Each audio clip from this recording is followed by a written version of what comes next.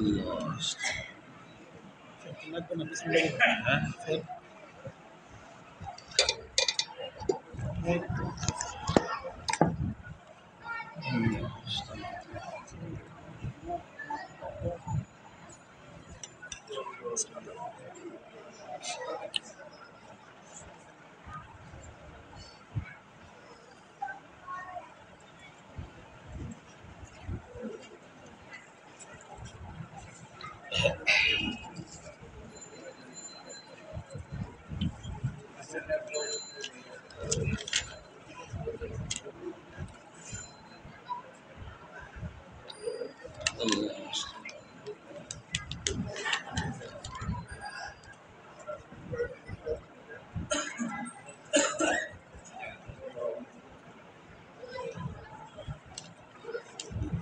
الله استغفر الله الذي لا اله الا هو. السلام عليكم ورحمة الله وبركاته.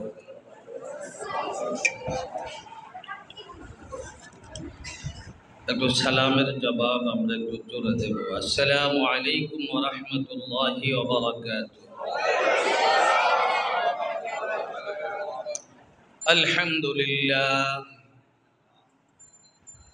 আলহামদুলিল্লাহ নাহমাদুহু ওয়া নাস্তাঈনুহু ওয়া নাস্তাগফিরুহু ওয়া নু'মিনু বিহি ওয়া নাতাওয়াক্কালু আলাইহি ونعوذ بالله من شرور أنفسنا ومن سيئات أعمالنا من يهده الله فلا مضل له ومن يضلل فلا هادي له ونشهد أن لا إله إلا الله وحده لا شريك له ونشهد أن سيدنا وسندنا وحبيبنا ومولانا محمدا عبده ورسوله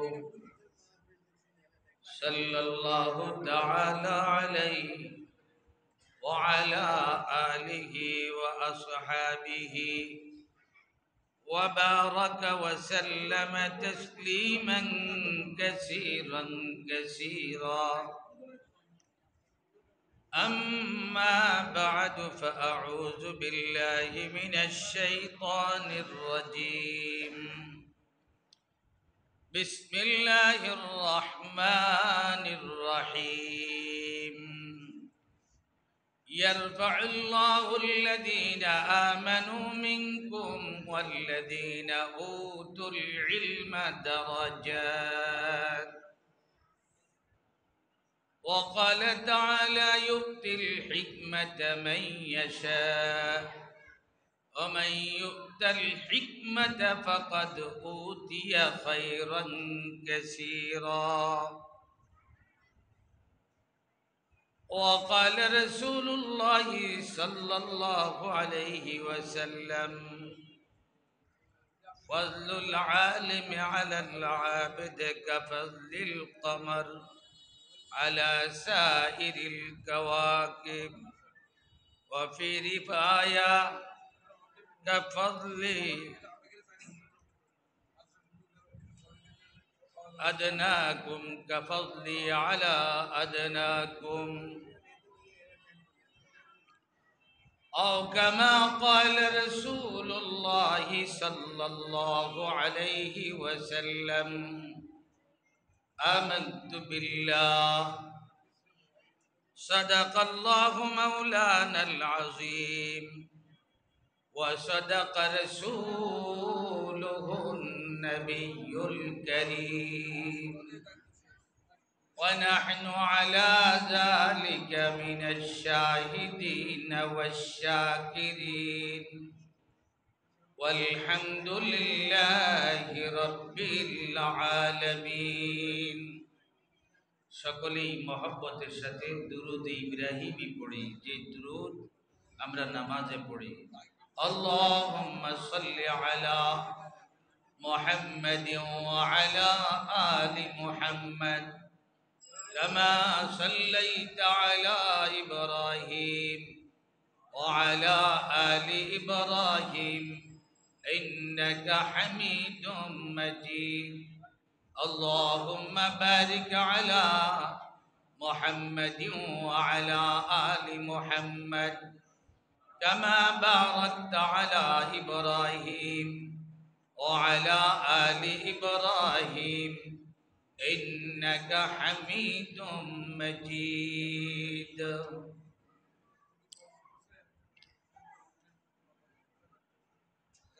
আল্লাহ পাকের নামের জিকির করি লা ইলাহা ইল্লাল্লাহ লা ইলাহা ইল্লাল্লাহ লা ইলাহা লা ইলাহা ইল্লাল্লাহ লা ইলাহা ইল্লাল্লাহ লা ইলাহা ইল্লাল্লাহ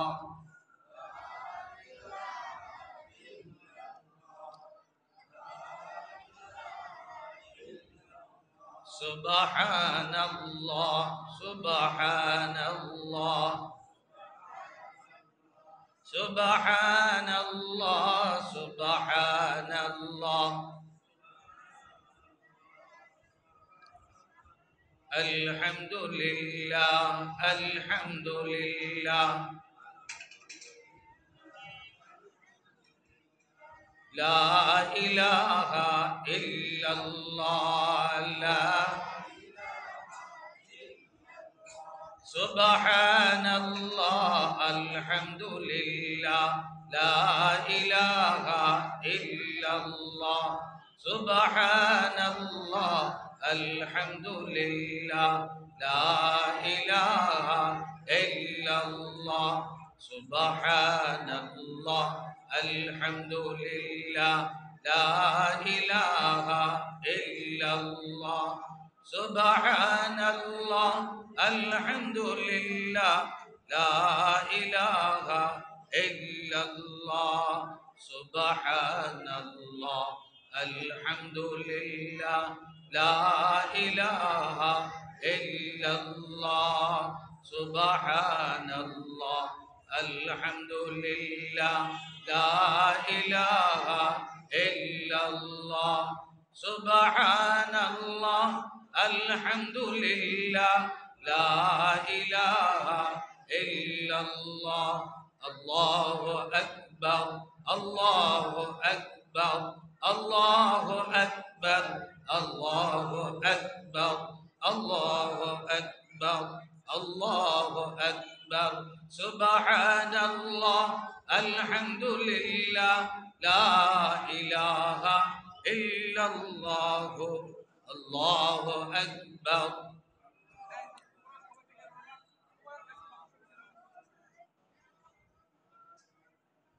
সম্মানিত উপস্থিতি, আজকে আম্বরশাহ ইসলামিয়া মাদ্রাসার হাফেজ ছাত্রদের দস্তারবন্দি উপলক্ষে বার্ষিক ওয়াজ ও দোয়ার মাহফিল। এই মাহফিল আমাদের এলাকাবাসীর সকলের আমাদের দায়িত্ব কর্তব্য মাহফিলের প্যান্ডেলে চলে আসা। ছাত্র ভাইরা যারা আসো, বাহিরে না ঘুরে ভিতরে চলে আসো। আসাতাজায়ে কিরাম যারা আছেন, যাদের দায়িত্ব নাই, আমরা এখানে বসতে পারি। রাস্তাঘাটে যারা বসা আছে, গল্প করতেছে, আমরা মাদ্রাসার কর্তৃপক্ষ ওনাদেরকে বুঝায়া মাহফিলে নিয়ে আসি। চা দোকানে রাস্তাঘাটে যারা আছি, মেহেরবানি করে কোরআনের এই মাহফিলে আমরা সকলে চলে আসি। বাহিরে ঘুরলে লাভ কিছুই নেই। গল্প হবে, গানের আওয়াজ আসবে, কানে গানের আওয়াজ শোনা যাবে। কথা বলার ইচ্ছা না থাকলেও বলতে হবে, আর কোরআনের মাহফিলে বসলে কিছু বুঝি বা না বুঝি, কুনু মা'আস সাদিকিন, আল্লাহ তাআলা বলছেন নেককারদের সঙ্গে থাকো। এখানে যারা ভিতরে আছে তারা আল্লাহর ঘরকে পছন্দ করেন, মাহফিলকে পছন্দ করেন, ওলামায়ে কেরামের জবান থেকে কথা শুনতে ভালোবাসেন। এমন আল্লাহর মহব্বতের, আল্লাহর ঘরের মহব্বতের, কোরআনের মহব্বতের, আলেম ওলামাদেরকে মহব্বত করে এমন ব্যক্তিদের সঙ্গে বসা হবে যদি আমি মসজিদের ভিতরে এসে বসি, মাহফিলে এসে বসি। এই জন্যে দয়া করে বাহিরে আমরা ঘোরাফেরা না করি। বৎসরে একদিন মাহফিল, কোরআনের মাহফিল, আমাদের নিজেদের মাহফিল। এই জন্য দয়া করে আমরা যারা বাহিরে আছি ঘোরাফেরা না করে আমরা ভিতরে চলে আসি। আল্লাহ তাআলা আমাদেরকে হেদায়েত নসিব করে বলি আমিন। দুনিয়ার জীবন একেবারে ক্ষণস্থায়ী, একেবারে সামান্য সময়ের জীবন। এই জীবনে কিছু কামাই করলে পরকালের জীবনে শান্তি পাওয়া যাবে। এই জন্য দয়া করে আমরা যারা বাহিরে আসি ভিতরে চলে আসি। মাহফিল আমার উপস্থিতিতে সৌন্দর্যতা লাভ করবে। মাহফিলের রং সুন্দর রঙে পরিণত হবে। আসমানের ফেরেশতারা খুশি হবে। মাহফিলের চতুর্পাশে বেষ্টনী করে রাখেন রহমতের ফেরেশতারা।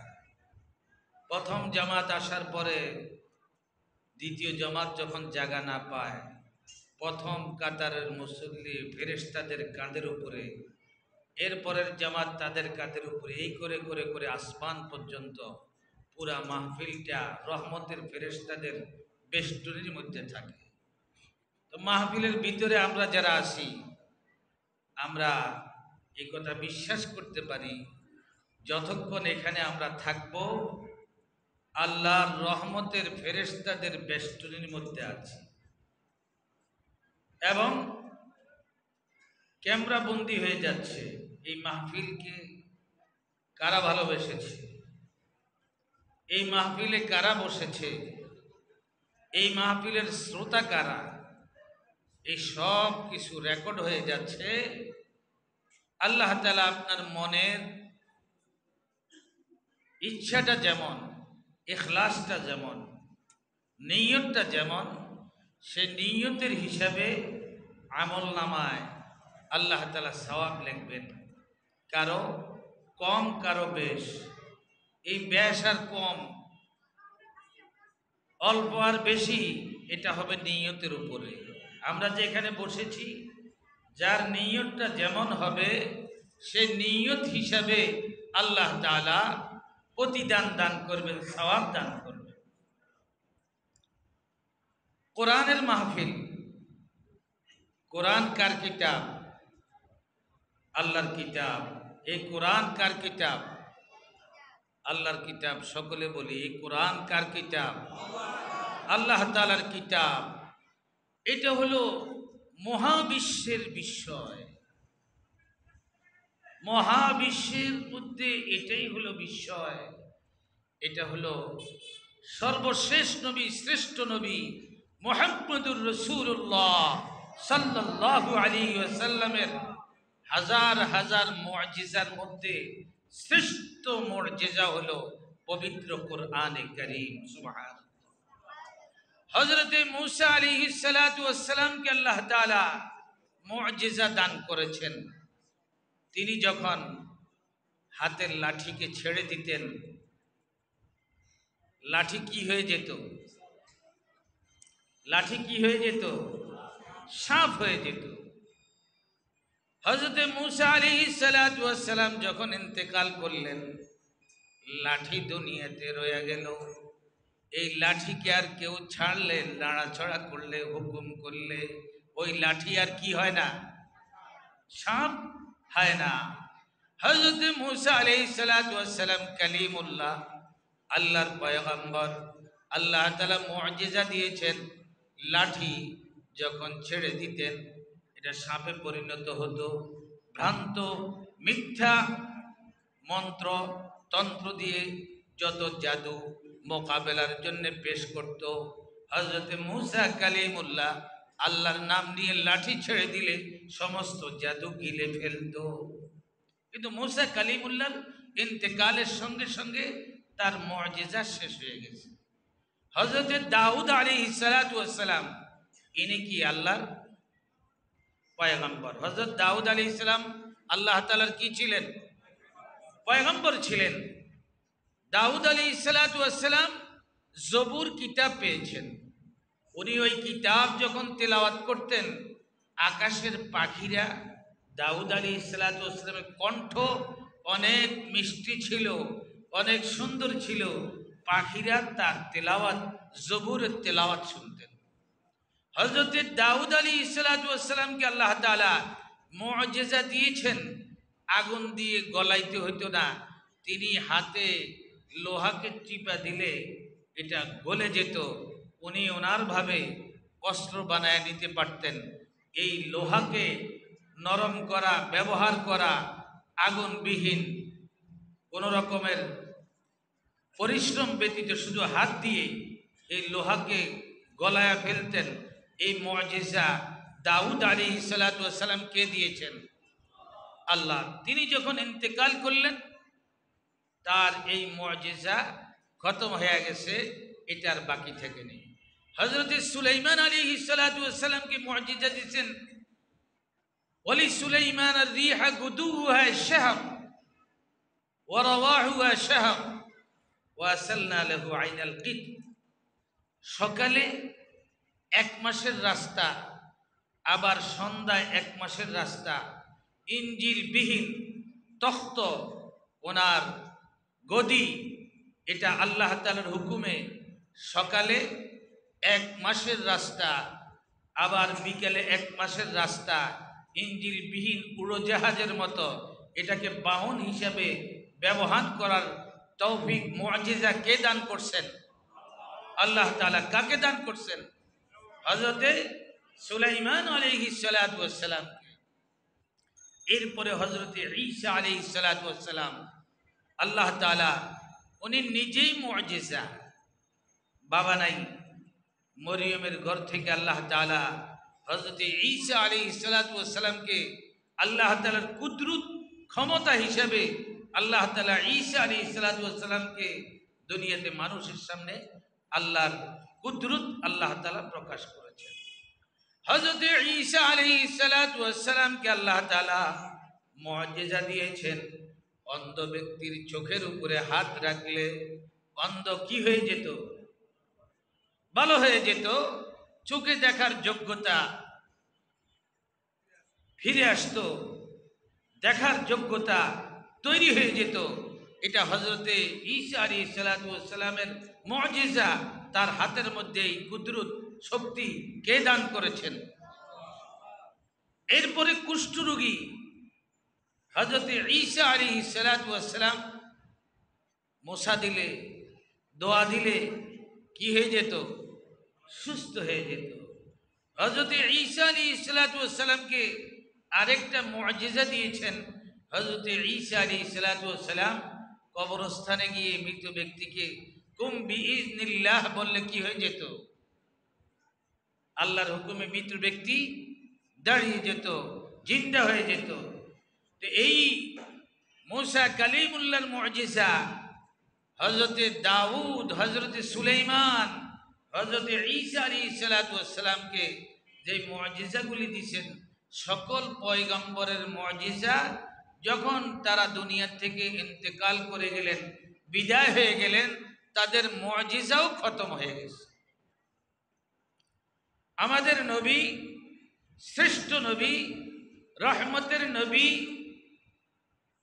সৈয়দুল আম্বিয়া, সকল নবীদের সরদার জনাবে মুহাম্মদ রাসূলুল্লাহ সাল্লাল্লাহু আলাইহি ওয়াসাল্লামকে আল্লাহ তাআলা সর্বশ্রেষ্ঠ মুআজিজা দান করেছেন পবিত্র কোরআনে কারীম।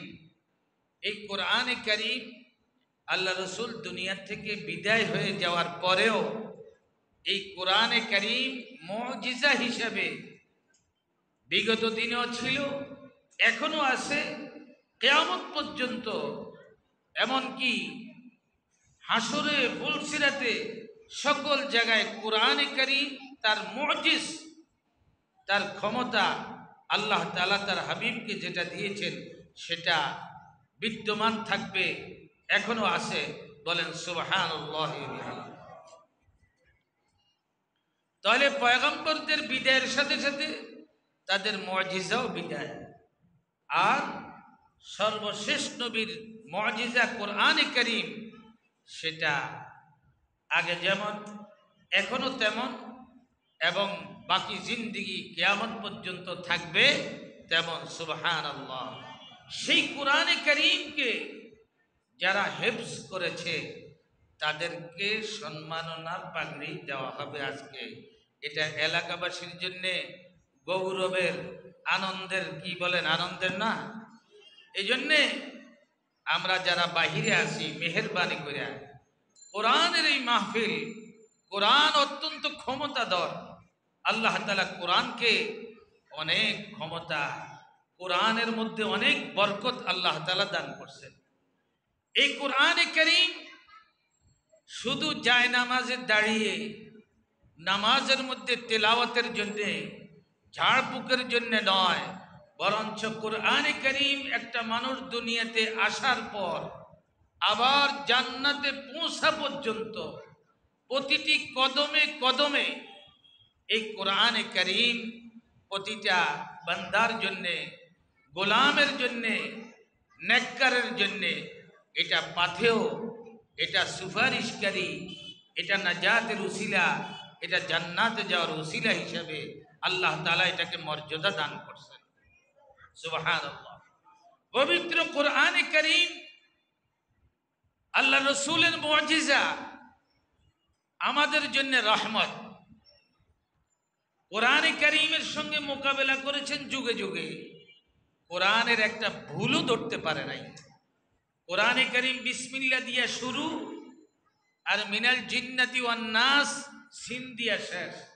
এটা মুফাসসিরিনে কেরাম বলেন, বা আর সিন মিলাইলে কি হয়? বস। বা আর সিন বস। পবিত্র কোরআনে কারীম আল্লাহ তাআলা মানুষের কল্যাণে, মানুষের হেদায়েতের জন্যে, মানুষের মুক্তির জন্য দান করেছে। যে ব্যক্তি বিসমিল্লাহর বা থেকে মিনাল জিন্নাতি ওয়ান নাস পর্যন্ত তেলাওয়াতে রাখবে, আমলে রাখবে, আল্লাহ তাআলা এই কোরআনে কারীমের বদৌলতে তাকে মুক্তি দান করবেন, জান্নাত দান করবেন। এই পবিত্র কোরআনে কারীমের ফজিলত, বরকত হলো, এই কোরআনকে কেউ যদি চোখে দেখে, হাতে মহব্বত করে ধরে, তেলাওয়াত করে, তেলাওয়াত শুনে, ব্যাখ্যা করে, ব্যাখ্যা শুনে, এবং কোরআন অনুযায়ী আমল করে, যেই যা করবে, দেখলেও সওয়াব, তেলাওয়াত করলেও সওয়াব, শুনলেও সওয়াব, ব্যাখ্যা করলেও সওয়াব, ব্যাখ্যা শুনলেও সওয়াব, আমল করলেও সওয়াব। কোরআন যে যেইভাবে মহব্বতের সাথে কোরআনের সাথে সম্পর্ক রাখবে, কোরআন বরকত, কোরআনের ফজিলত, কোরআন তার জন্য রহমত হিসাবে আল্লাহ তাআলা তাকে সওয়াব দান করবেন। আল্লাহ তাআলা তার ঈমানের মধ্যে নূর দান করবেন।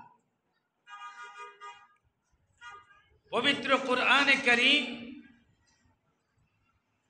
জালিকাল কিতাব লা রাইবা ফীহ, জালিকাল কিতাব লা রাইবা ফীহ। চুম্বক যেখানে আছে তার পাশে যদি লোহা থাকে, চুম্বক লোহাকে কি করবে?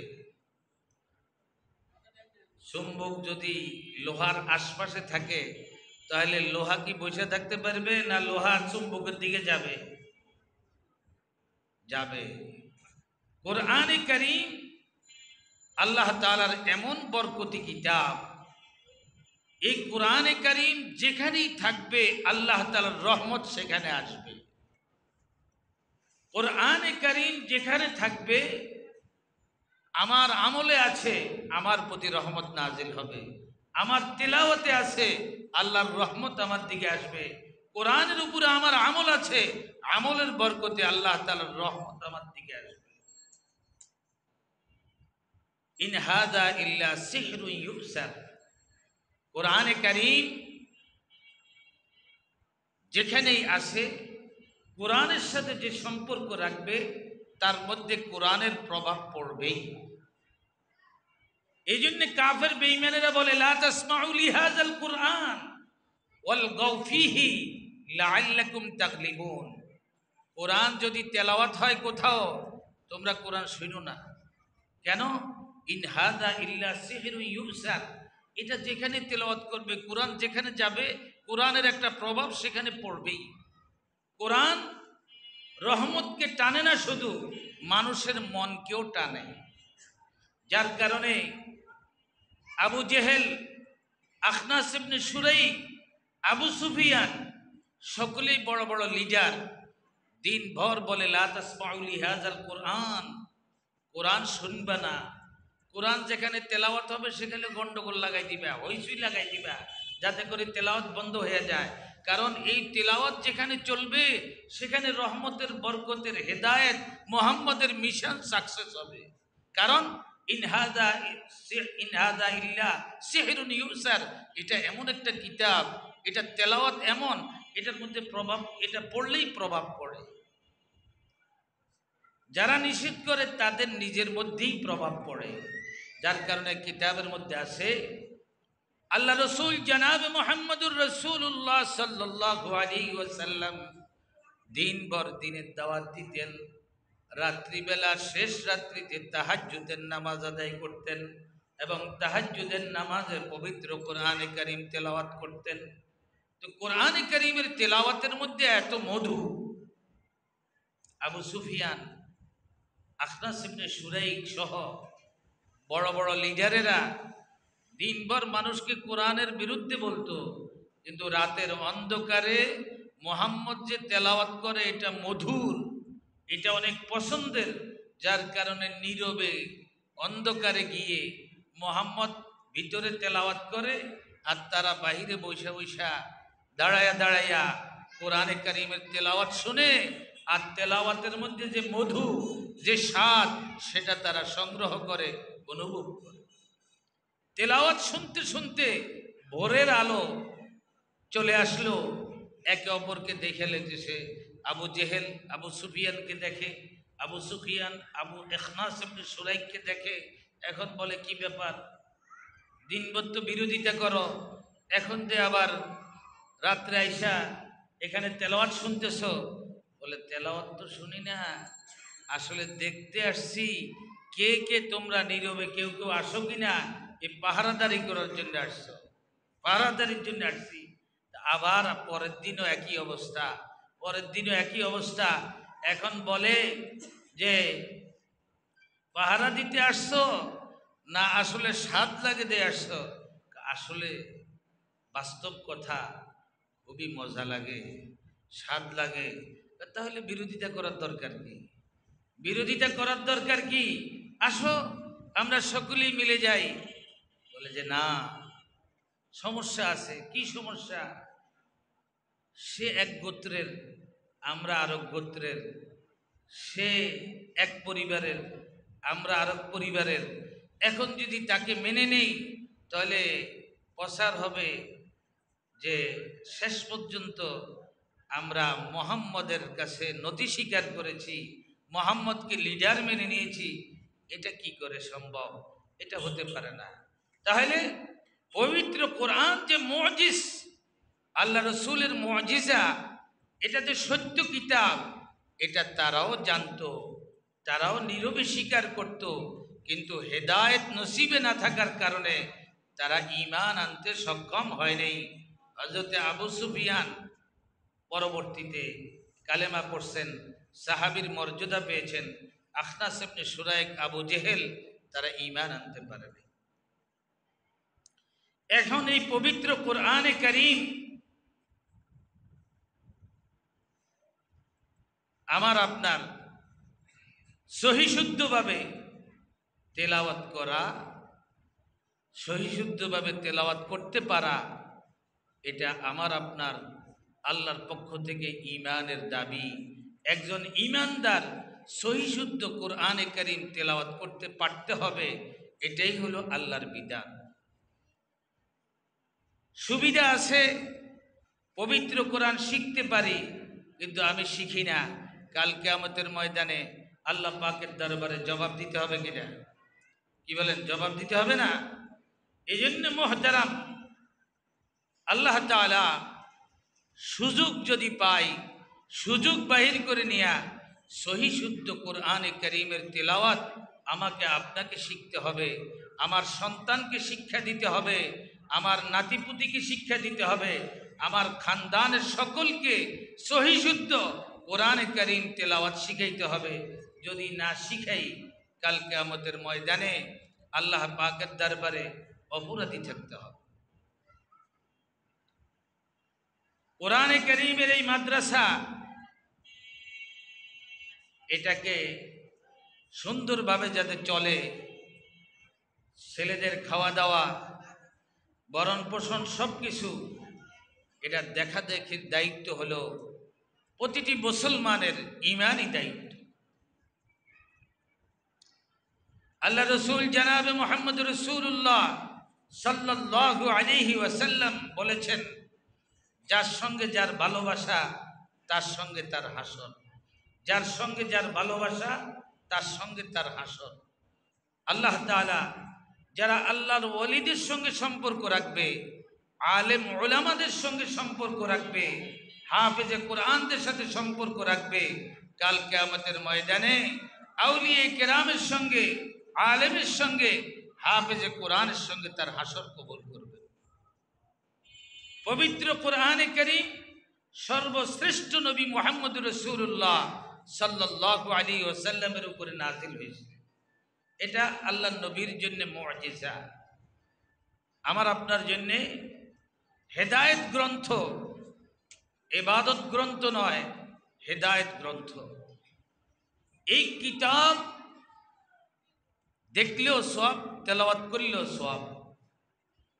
এই কিতাব যারা তেলাওয়াত করবে, কাল কিয়ামতের ময়দানে আল্লাহ তাআলা জান্নাতে যারা যাবে তাদেরকে বলবে, কোরআনে কারীম তেলাওয়াত করো। যে যতটুকু তেলাওয়াত করতে পারবে তার মাকাম, তার মর্যাদা সেখানে। একজন হাফেজে কোরআন ৬৬৬৬ আয়াত তেলাওয়াত করিল, ওখানে যায় তার মাকাম, ওখানে তার মর্যাদা, ওখানে তার আসন। আমি হাফেজে কোরআন নয়, আমি সূরা ইয়াসিন জানি, সূরা ওয়াকিয়া জানি, সূরা মুলক জানি, আলাম তারা থেকে মিনাল জিন্নাতি ওয়ান নাস, সূরা নাস পর্যন্ত পারি। আমার জন্য তো একই বক্তব্য, তেলাওয়াত করো আর উপরের দিকে যেতে থাকো। তেলাওয়াত যেখানে শেষ হবে, তোমার মর্যাদা, তোমার মাকাম, অবস্থান সেখানে। সুবহানাল্লাহ। তাহলে হাফেজে কোরআনরা হেফজ করছে, আমি আপনি 30 পারা করতে না পারলেও কিছু কিছু তো শিখতে পারি। কি বলেন, শিখতে পারি না? পরকালে যদি বিশ্বাসী হই, আল্লাহ এবং রসুলে যদি বিশ্বাসী হই, তাহলে দুনিয়ার সুখ শান্তির জন্যে আমার দিন রাত পরিশ্রম, ঘাম জড়াইতেছি, পরকালেও তো আমার ভালো অবস্থান প্রয়োজন। কি বলেন, প্রয়োজন না? আল্লাহ তাআলা আমাদের প্রত্যেককে জান্নাতি হিসাবে কবুল করে বলে আমিন। সর্বোচ্চ মাকাম আল্লাহ রসুল জনাবে মুহাম্মদ রাসূলুল্লাহ সাল্লাল্লাহু আলাইহি ওয়াসাল্লাম বলছেন, হাত্তাল হিতান ফিল মা। কোরআনে কারীম নবীজির বাণী, এটাই হলো শরীয়ত।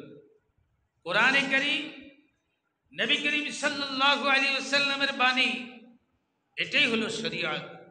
এই শরীয়তের শিক্ষার জন্য মান সালাকা তরিকান ইয়ালতামিসু ফি ইলমান সাহহালাল্লাহু লাহু তরিকান ইলাল জান্নাহ।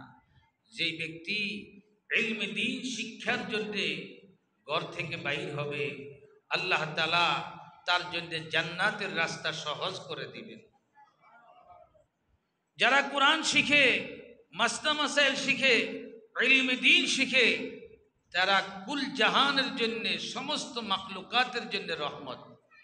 যার কারণে রহমতের ফেরেশতারা সহ সকল মাখলুকাত যারা দ্বীনি ইলম শিখে, যারা দ্বীনের চর্চা করে, তাদের জন্য দোয়া করে। গর্তের পিপিলিকা, সমুদ্রের মাছও দোয়া করে। কারণ ইলমে দ্বীন যারা শিখে তাদের মর্যাদা, তাদের সম্মান কুল মাখলুকাত, সমস্ত সৃষ্টি জগৎ জানে। তাহলে সকল মাখলুকাতের মধ্যে আমরা মানুষ যারা, আমরা মাখলুকাতের মধ্যে আশরাফ। সকল মাখলুকাতের মধ্যে আমরা আশরাফ। আমাদেরকে বলে আশরাফুল মাখলুকাত। সকল মাখলুকাতের সেরাকে আমরা মানুষেরা। তাহলে সকল মাখলুকাত এই তালিবুল ইলম যারা কোরআন শিখে, হাদিস শিখে, মাসলা মাসাইল শিখে, তাদের জন্য দোয়া করে সমস্ত মাখলুকাত, এমনকি সমুদ্রের মাছ, গর্তের পিপিলিকা। তাহলে আমরা যারা আশরাফুল মাখলুকাত, আমরা যদি দোয়া না করি, আমরা যদি তাদেরকে রহমত না মনে করি, তাহলে আমরা কি ওই মাখলুকাতের মধ্যে যে আশরাফুল মাখলুকাত বানাইলেন, জ্ঞানী বানাইলেন, সব দিক থেকে সকল মাখলুকাতকে ভোগ করার মতো যোগ্যতা আল্লাহ তাআলা দান করলেন। সকল মাখলুকাত আলেম উলামা, তালিবুল ইলম, হাফিজে কুরআনদের মর্যাদা বুঝে তাদের জন্য দোয়ায়ে মাগফিরাত করে, যে তাদেরকে মাফ করে দেন, তাদের প্রতি রহমত নাজিল করেন। এই দ্বীনের চর্চা বাকি থাকবে, আলেম উলামা তৈরি হবে, কুরআনে কারীমের তিলাওয়াতকারী থাকবে, জাকিরিন জিকির করনেওয়ালা থাকবে, শুকরগুজার থাকবে। যতদিন এই পরিবেশ থাকবে, আল্লাহ তাআলার রহমত বরকত এই জমিনে নাজিল হতে থাকবে। আল্লাহর পক্ষ থেকে যদি গজব আসে, সেটা যে শুধু মানুষের উপরে আসে তা নয়, বরঞ্চ দুনিয়ার সকল মাখলুকাতের মধ্যে সেটার প্রভাব পড়ে। এই জন্য আশরাফুল মাখলুকাত আমরা যারা আছি, আমরাই অসচেতন। অন্যান্য মাখলুকাত আলেম উলামা, তালিবুল ইলম, হাফিজে কুরআনদের মর্ম বুঝে তাদের জন্য দোয়ায়ে মাগফিরাত করে, রহমতের পাখা বিছিয়ে দেয়। আমরা আশরাফুল মাখলুকাত হিসেবে আমাদের যেটা করণীয় ছিল, আলেমের সম্মান, হাফেজে কোরআনের সম্মান, মাদ্রাসার রক্ষণাবেক্ষণ কিভাবে চলে, কিভাবে লেখাপড়া হয়, কি প্রয়োজন, এই ব্যাপারে আমরা উদাসীন। তাহলে আশরাফুল মাখলুকাত হইয়া অন্যান্য মাখলুকাতের চাইতে আমরা নিকৃষ্ট।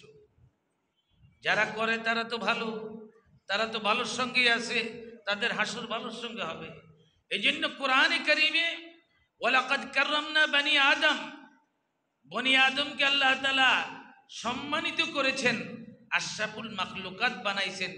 এই বনি আদমেরই যারা কোরআন মানে না, হাদিস মানে না, সোহবত বুঝে না, জিকির বুঝে না, নামাজ বুঝে না, হালাল হারাম বুঝে না, সত্য মিথ্যার পার্থক্য করে না, কোরআনে কারীম বলছে তারা তো আশরাফুল মাখলুকাত বাহ্যত, আসলে এরা সমস্ত মাখলুকাতের মধ্যে একেবারে নিকৃষ্ট।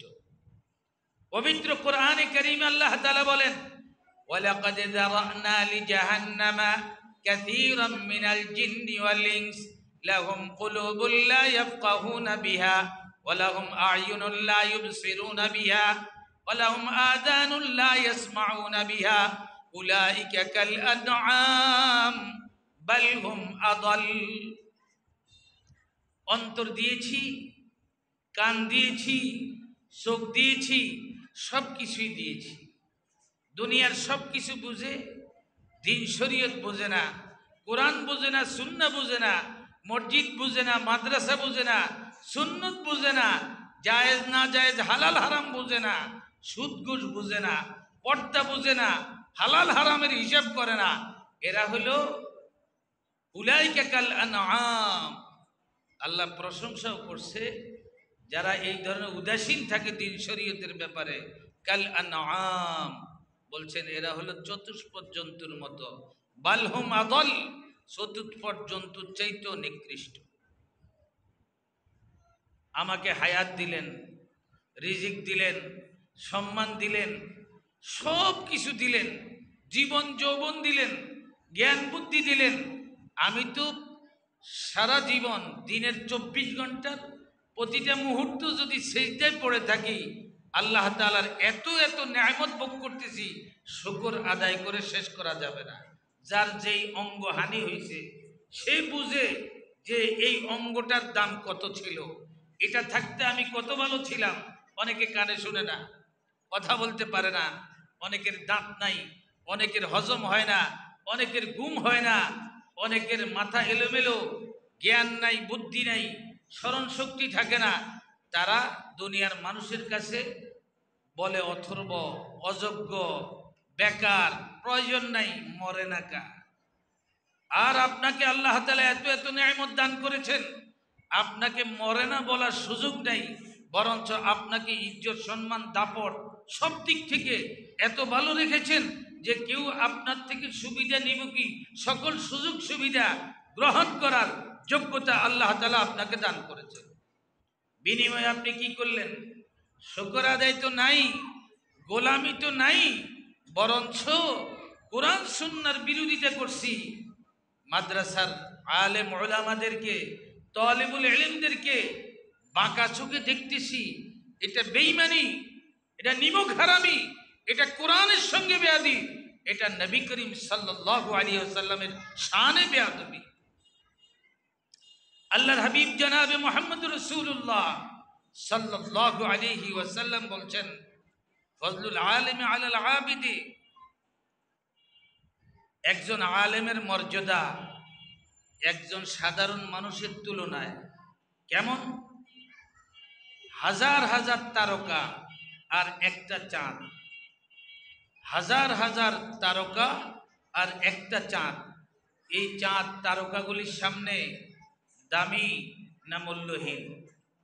চাঁদের সামনে ওই তারকাগুলির কোনো মূল্য নেই, চাঁদের আলোর সামনে তাদের আলো নাই, ম্লান হয়ে যায়। আল্লাহ রসুল জনাবে মুহাম্মদুর রাসূলুল্লাহ সাল্লাল্লাহু আলাইহি ওয়াসাল্লাম বলছেন, তারকারাজির উপরে চাঁদের মর্যাদা যেমন, সাধারণ মানুষের চাইতে আলেমেল ওলামাদের মর্যাদা তেমন। একজন আলেমের মর্যাদা একজন আবেদের উপরে কেমন, আমি রসুলের মর্যাদা তোমাদের সামনে যেমন। কেন?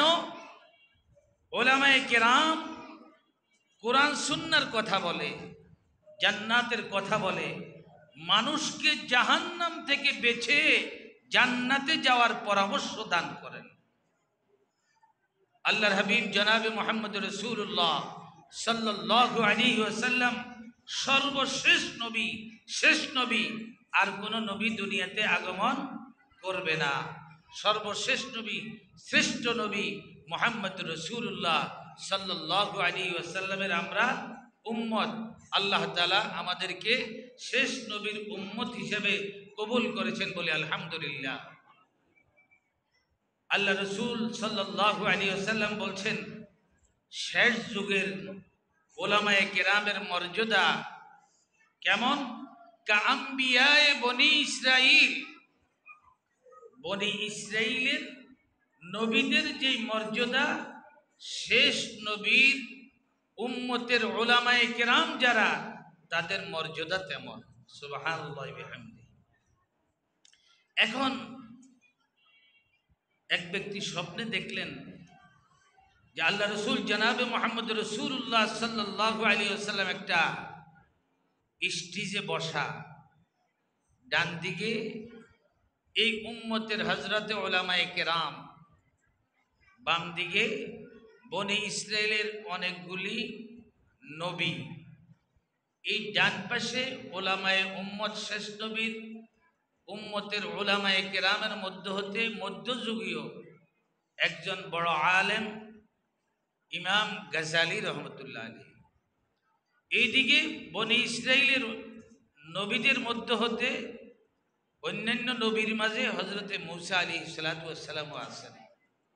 এখন জিজ্ঞাসা করে নবীজি সাল্লাল্লাহু আলাইহি ওয়াসাল্লামকে, মূসা কালিমুল্লাহ, এ মুহাম্মদ, এ শেষ নবী, আপনি নাকি বলেছেন আপনার উম্মতের উলামায়ে কেরামের মর্যাদা বনি ইসরাইলের নবীদের মতো। আল্লাহর হাবিব জনাবে মুহাম্মদ রাসূলুল্লাহ, হুজুরের নাম শুনলে কি বলতে হয়? সাল্লাল্লাহু আলাইহি ওয়াসাল্লাম। নবীজি বললেন, হ্যাঁ আমি তো বলেছি, এখন আপনার পরীক্ষা করার দরকার হলে পরীক্ষা করেন। হযরতে মূসা কালিমুল্লাহ ইমাম গাজালিকে জিজ্ঞেস করেন, আচ্ছা আপনার নামটা কি? ইমাম গাজালি নিজের নাম, নিজের বাবার নাম, দাদার নাম, পরদাদার নাম বলতে বলতে বলতে বলতে একেবারে হযরতে আদম আলাইহিস সালাতু ওয়াস সালাম পর্যন্ত বলে দিয়েছেন। সুবহানাল্লাহ। এখন মূসা কালিমুল্লাহ জিজ্ঞেস করে, আপনাকে জিজ্ঞেস করছি আপনার নাম, পরিচয়। আপনি বলতে বলতে বলতে বলতে একেবারে আদম পর্যন্ত চলে গেছেন, ব্যাপারটা কি? হযরত ইমাম গাজালি রহমতুল্লাহ আলাইহি মূসা কালিমুল্লাহর জবাবে বলছেন, আচ্ছা আপনাকে বলছেন আল্লাহ তাআলা, ওমা তিলকা বিয়ামিনিকা ইয়া মূসা, মূসা তোমার হাতে কি? আপনি বলতে পারতেন হিয়া আসায়া, এটা লাঠি, কিন্তু আপনি লাঠি না লাঠি বলার পর আরো বলছেন আতাওয়াক্কাউ বিহা ওয়া আহুসসু বিহা আলা গানামি ওয়ালিয়া ফিহা মাআরিব উখরা, এটা দিয়ে আমি ভর করি, এটা দিয়ে আমি বকরির পাতা পাড়ি, এটা দিয়ে আমি আরো বিভিন্ন কাজ করে থাকি। আচ্ছা আপনি, আল্লাহ জিজ্ঞেস করছে এক কথা, আপনি এতগুলি কথা কেন বললেন? হযরত মূসা আলাইহিস সালাতু ওয়াস সালাম বলেন, প্রেমিক প্রেমাস্পদের সঙ্গে যখন সাক্ষাৎ হয় তখন যত কথা বলতে থাকে ততই মজা পায়। কি ভাই? ততই মজা পায়। তাহলে আপনি যদি আল্লাহর প্রশ্নের জবাব দিয়ে আল্লাহর সঙ্গে কথা বলতে গিয়ে মজা পাইতে গায়া লাঠির জবাবের সঙ্গে সঙ্গে বললেন আতাওয়াক্কাউ বিয়া ওয়া আশুবিয়া আলা গানামি ওয়ালিয়া ফিহা মাআরিবু উখরা, আপনার কাছে ভালো লাগছে, আর আমি যে বনি ইসরাইলের একজন জলিলুল কদর পয়গম্বর মূসা কালিমুল্লাহর সঙ্গে কথার সুযোগ পাইছি, এই সুযোগ পাইয়া এই যে মজাটা পাইলাম, এই মজাটা তো নিতে আমারও মনে চায়। এই জন্য আমিও, আপনি যেমন আল্লাহর সঙ্গে কথা বলতে গিয়ে মজার জন্য স্বাদ পাইয়া লম্বা করছেন, আমিও একজন পয়গম্বরের সঙ্গে আলাপ করতে সুযোগ পাইয়া মজাটা নিলাম, সুযোগটা নিলাম। সুবহানাল্লাহি ওয়া বিহামদিহি। তো এখানে আল্লাহ তাআলা শেষ নবীর উম্মতদেরকে মর্যাদা দান করেছেন, উলামায়ে কেরামকেও বিশেষ মর্যাদা দান করেছেন।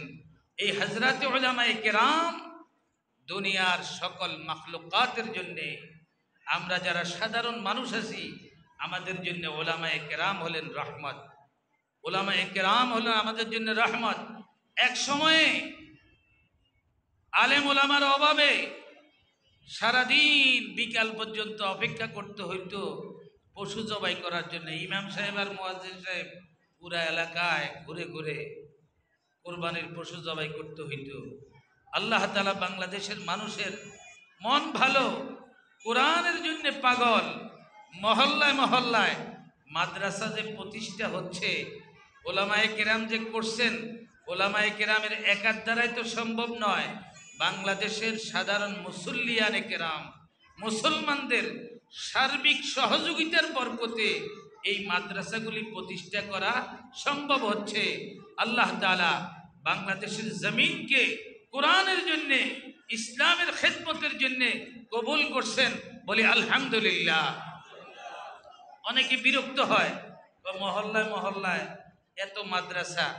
আচ্ছা মাদ্রাসা হইলে কি আমার জ্বালা পোড়া, আমার কি ঘুমের সমস্যা, আমার কি খাওয়ার সমস্যা, আমার জন্য কি বসবাস করার অনুপযোগী, না আমার জন্য রহমত? কোরআনে কারীমের প্রতিষ্ঠান যেখানে আছে সেখানে ছাত্রগুলি, আপনারাই বলবেন, স্কুল কলেজের ছাত্র আর মাদ্রাসার ছাত্রদের কথাবার্তা, আচার আচরণ, চলাফেরা, আসমান জমিন যেমন ব্যবধান, এরকম ব্যবধান কিনা? ব্যবধান। কারণ নবী করিম সাল্লাল্লাহু আলাইহি ওয়াসাল্লামকে আল্লাহ তাআলা পুরা কায়নাতের জন্য, পুরা জগতের জন্য রহমত করে পাঠিয়েছেন। ওয়ামা আরসালনাকা ইল্লা রাহমাতাল লিল আলামিন, रहमत के लिए भेजा है अल्लाह ने तुमको। আল্লাহ তাআলা নবীজিকে দুনিয়ার মানুষের জন্য, সকল মাখলুকাতের জন্য রহমত করে পাঠাইছেন। সেই নবীর ওয়ারিস হলেন উলামায়ে কেরাম, সেই নবীর ওয়ারিস হলেন, কোরআনের দ্বারক বাহক হলেন হাফেজে কোরআন, হাফেজ সাহেবগণ। তাহলে প্রতিটা মহল্লায়, প্রতিটা ঘরে ঘরে যদি আলেম দ্বীন তৈরি হয়, হাফেজে কোরআন তৈরি হয়, এটা আমাদের জন্য লাভের না ক্ষতির? নগদই দেখতেছি সারা বাংলাদেশে। আপনি দেখেন একটা মসজিদ, একটা মাদ্রাসা, তার বরকতে মহল্লায় কিছু মানুষ একটু দূরবর্তী মহল্লার তুলনায় পাশের লোকগুলি অনেকটা দিনদার, লেবাসে, পোশাকে, টুপিতে, আচার আচরণে। কারণ তারা ঘর থেকে বাইর হওয়ার পরেই আলেম ওলামার সাথে দেখা হয়, হাফেজে কোরআনের সঙ্গে দেখা হয়, তাদের সঙ্গে কথা হয়। একজন একজনের সঙ্গে কথা বিনিময় হলে, দুঃখ সুখের কথা বললে, তখন সলাতুল হাজাতের কথা বলে, ইস্তিগফারের কথা বলে, দোয়া ইউনুসের কথা বলে, পাক পবিত্র হইয়া কোরআনে কারীমের কথা বলে, সকাল সন্ধ্যা একটু জিকিরের কথা বলে। এই বলার বরকতে শুনতে শুনতে এক সময় খাঁটি মুসলমান, ঈমানদার, আল্লাহওয়ালা, নামাজি হিসাবে আল্লাহ তাআলা হেদায়েত দিয়া দ্বীনের পথিক হিসাবে, দ্বীনের দাঈ হিসাবে কবুল করেন। বর্তমান সময়ে এই তাবলীগ জামাতের যে মেহনতটা, এটা কি শুধু বাংলাদেশে না সারা বিশ্বে? সারা বিশ্বে শুরু হয়েছে তো একজন থেকে, শুরু হয়েছে একজন থেকে। শুরু করছেন মাওলানা ইলিয়াস রহমতুল্লাহ আলাইহি। একজনকে দাওয়াত দিয়েছেন, দুইজনকে দাওয়াত দিয়েছেন, দুইজন তৈরি হয়েছেন, দুইজনে মিলে তিনজন, তিনজন হয়ে দাওয়াত দিয়েছেন। দিতে দিতে দিতে যুগে যুগে মেহনত হইতে হইতে এখন এটা সারা বিশ্বে। বাংলাদেশে মাদ্রাসা তো প্রথম এক দুইটা, তিনটা, চারটা, বড় ছোট মাদ্রাসা শুরু হয়েছে। এখন হতে হতে প্রতিটা মহল্লায়। এখন এটা কাদের বরকত? ওলামায়ে কেরামের শ্রম, খাঁটি সাধারণ মানুষ মুসল্লিদের সহযোগিতার বরকতে আল্লাহ তাআলা সারা বাংলাদেশে কোরআনের ঘর তৈরি করেছেন, বলে আলহামদুলিল্লাহ। আল্লাহ তাআলা হাফেজে কোরআন, আলেমে দ্বীনকে এত মর্যাদা দিয়েছেন, এত সম্মান দিয়েছেন যে হাফেজে কোরআন, আলেমে দ্বীন আল্লাহর পক্ষ থেকে তো সুযোগ সুবিধা গ্রহণ করবেই। আল্লাহ তাআলা যেই হাফেজ আলেম, যেই মা বাবার, সেই মা বাবাকেও আল্লাহ তাআলা বিশেষ মর্যাদা দান করবেন। এবং যেই প্রতিষ্ঠানে হাফেজে কোরআন হইল, আলেমে দ্বীন হলো, যে সমস্ত ঈমানদার, দিনদার, দানবীর, দাতাদের সহযোগিতায় এই মাদ্রাসাগুলি চলছে, কালকে আমাদের ময়দানে হাফেজে কোরআন এত বখিল হবে না যে সহযোগীদেরকে বাদ দিয়ে সে জান্নাতে যাবে। আল্লাহ রসুল জনাবে মুহাম্মদ রাসূলুল্লাহ সাল্লাল্লাহু আলাইহি ওয়াসাল্লাম বলেছেন, হাফেজে কোরআনদের মর্যাদা এমন হবে, তাদের বাবা মাকে আল্লাহ তাআলা এত সম্মান দিবেন, তাদের মাথার উপরে আল্লাহ তাআলা নূরের টুপি পরাইবেন। অন্যরা দেখে বলবে, এরা কে? এই যে ঝলমল করতেছে, এটা কি ফেরেশতা? কয় না, ফেরেশতা না তো, এটা তো ফেরেশতা না, এটা তো যে মানুষে না। এটা কোন মানুষ? বলে যে এদের সন্তানেরা হাফেজে কোরআন হয়েছে, আলেমে দ্বীন হয়েছে। আল্লাহ তাআলা আলেমে দ্বীন হওয়ার কারণে, হাফেজে কোরআন হওয়ার কারণে সন্তান, আল্লাহ তাআলা এই সন্তানের মা এবং বাবাকে এমন মর্যাদা দিবেন যে জান্নাতি মানুষেরা তাকিয়ে থাকবে যে এরা কারা, এত মর্যাদা, এত সম্মান কি করে পেল? এরা পেয়েছে একমাত্র কোরআনের বরকতে। এটা হলো আলেমে দ্বীন হওয়ার বরকতে। তো আল্লাহ তাআলা এই মর্যাদার অধিকারী আমরা হতে পারি, এটা আমরা চাই না? এই নূরের টুপি মাথায় দিয়া কাল কিয়ামতের ময়দানে নূরের টুপি মাথায় দিয়া জান্নাতে যাব, এই সম্মান পাবো, এটা আমরা চাই কিনা? যদি চাই তাহলে যদি নিজের ছেলে থাকে, মেয়ে থাকে, ছেলে মেয়েকে পড়াই নেই, সুযোগ পাই নেই, বুঝি নেই, এখন ছেলের ঘরে মেয়ের ঘরে সন্তান আছে, তাদেরকে দিন শিখাই, দিন শিখাই। যদি দিন না শিখাইলাম, কোরআন না শিখাইলাম, তারা যদি আল্লাহকে না চিনে, মসজিদ না চিনে, হালাল হারাম না চিনে, কালকে আমাদের ময়দানে বিপদগ্রস্ত হইয়া মা বাবাকে ছাড়বে না, আত্মীয় স্বজনকে ছাড়বে না, বলবে তারা আমাদের অভিভাবক ছিলেন, তারা আমাদেরকে দিন শিখায় নাই, কোরআন শিখায় নাই, আমি একা কেন জাহান্নামে যাব? আমার মা বাবা অপরাধী, তাদেরকেও জাহান্নাম দিতে হবে। কারণ সন্তানেরা অবুঝ থাকে, ছোটবেলায় বাবা মা যেইভাবে লালন পালন করে, যেইভাবে পরিচালনা করে, সেইভাবে হয়। যারা হাফেজে কোরআন হচ্ছে, কি কারণে হচ্ছে? বাবা মা তাদেরকে মাদ্রাসায় এনে দিয়েছেন, কোরআন শিখবার জন্য দিয়েছেন, তার কারণেই তারা হাফেজে কোরআন হচ্ছে, আলেম দ্বীন হচ্ছে। আরেকজন কোরআনের ঘরে দিচ্ছে না, কোরআন শিখাচ্ছে না, ফকিরি ভিক্ষার শিক্ষা বলে, এক তো শিখায় না, আরো তিরস্কার করে। এই তিরস্কার কইরা দুনিয়াতে শক্তি দিয়া, জনবল দিয়া টিকে থাকলেও কালকে আমাদের ময়দানে টিকাটিকির কোনো সুযোগ নাই, মোকাবেলার কোনো সুযোগ নাই। আল্লাহ তাআলার হুকুম যা হবে তাই হবে। আল্লাহ তাআলা যদি কারো উপরে নারাজ হয়, আল্লাহ তাআলা তাকে সুখের জায়গা জান্নাত দিবে না, তার ঠিকানা হবে কোথায়? জাহান্নাম। এই জন্য মোহতারাম হাজরিন, এই ছাত্রদেরকে পাগড়ি দিবে, এটা আমাদের জন্য আনন্দ। নামাজের সময় গনিয়ে আসছে, আমরা যারা দূরে আছি, আমরা যারা এখনো মাহফিলে আসি নাই, এখন তো আমরা মাহফিল করলাম, যারা আলোচনা করলাম, মসজিদের ইমাম খতিব ইশার পরে বয়ান করবেন আমাদের সকলের প্রিয় বাইতুল ফালার খতিব সাহেব এবং দারুল রশাদের মুহাদ্দিস আব্দুল হালিম সাহেব। আমরা যারা মাইকের আওয়াজ শুনতেছি, মাইক তো কম লাগানো হয় নাই, অনেক সাউন্ড চতুর্দিকে আওয়াজ হচ্ছে, আমরা যারাই যেখানে আছি মেহেরবানি কইরা ঈশান নামাজ এখানে এসে পড়ব এবং নামাজের পরে ওলামায়ে কেরাম আসবে, তাদের জবান থেকে দ্বীনের কথা শুনবো, হেদায়েতের কথা শুনবো, নিজেকে নিজে আল্লাহওয়ালা বানাইবার নিয়তে ওয়াজ মাহফিলে আসব, দিনদার বানাইবার জন্যে নিয়তে আমরা আসব। আল্লাহ তাআলা তৌফিক দান করো, সকলে বলি আমিন। মহতারাম, এখন আজানের সময় হয়ে গেছে।